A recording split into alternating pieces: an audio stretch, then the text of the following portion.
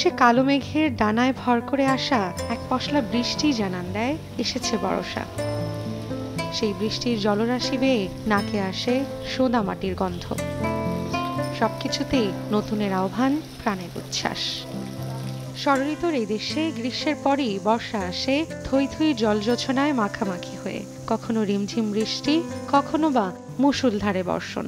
তবে এবছর বৃষ্টি শুরু হয়েছে বর্ষা ঋতু আসার আগেই। বৃষ্টির পরের যে প্রকৃতিটা, ওটা যে স্বচ্ছ মনে হয়, স্নিগ্ধ মনে হয়, সেটার জন্য বৃষ্টি ভালো লাগে। চোখে শান্তি শান্তি লাগে। আসলে বৃষ্টি নাই, তারপরও ভালো লাগছে। বর্ষাকালের এই আবহাওয়াটা খুবই সুন্দর। বাংলার বর্ষাকাল আষাঢ় ও শ্রাবণ মিলে বর্ষায় যেন প্রাণ ফিরে পায় সবুজ প্রকৃতি। বর্ষার মতো সুন্দর ঋতু আসলে একটাও না। একমাত্র বর্ষাতেই বাংলাদেশে অদ্ভুত সুন্দর একটা ফুল ফোটে, কদম ফুল। কবির কবিতা, চিত্রকরের তুলি, প্রিয় কোনো গানের সুর ধরা দেয় বৃষ্টির ছবি হয়ে।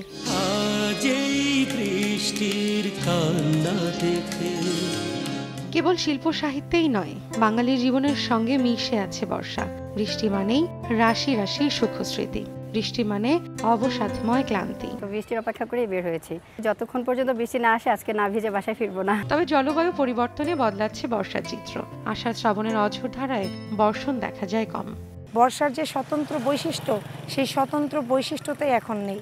এখন মনেই হয় না বর্ষাকালে। এটা হয়তো বা জলবায়ু পরিবর্তন বা আবহাওয়ার পরিবর্তন আমরা যেটাকে বলি, সেটাই কিন্তু হচ্ছে। অর্থাৎ এই স্বাভাবিক প্রক্রিয়া আসলে কিভাবে ফেরানো যায় বা আসা যায়, সেটা নিয়ে আসলে কাজ করা উচিত। শুভ্রতা ছড়াচ্ছে বর্ষার কদম। কবিদের কল্পনায় বর্ষা এক অনিন্দ সুন্দর সৃষ্টি। বর্ষার কোমলতা মানুষের হৃদয়কে যেভাবে ছুঁয়ে যায়, বাংলার আর কোনো ঋতু হয়তো সেভাবে ছুঁয়ে যায় না। বর্ষাতেই যেন প্রকৃতির পরিপূর্ণতা।